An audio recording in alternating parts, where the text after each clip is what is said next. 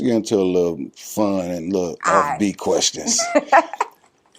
If you could have dinner with 3 people, dead or alive, who would they be? Wow, now that's deep. Hmm. I would say Maya Angelou, Okay. and that's just because the wisdom. Okay. And if you look at some of her interviews and some of the things she said, Mm-hmm.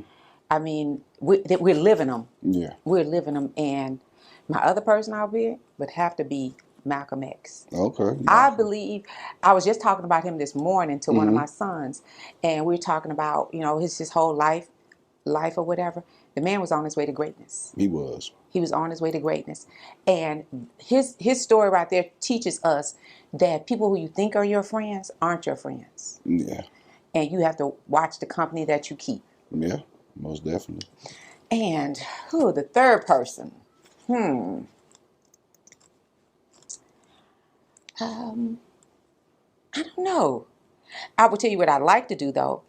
Sometimes you're looking at old movies and Mm-hmm. stuff like that, and you're wondering, like, where would I have been during that During that time? time, yeah. How would I have impacted the world? What kind of impact could I have put out there? Like my aunt was with Martin Luther King when they did a march. Mm-hmm. She was actually locked up in Mississippi. Her and a couple of my aunts were actually locked up doing a march. Right. So I just, wanted to wanted to put my stamp on something. Yeah. So that third person is hard. That's a hard one.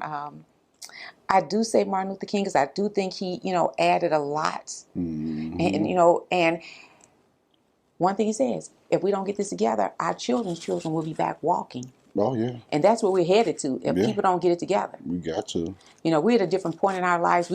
Our generations have grown and grown. Mm-hmm. Now these kids today, I don't know where they came from. Yeah. It's kind of like they reversing.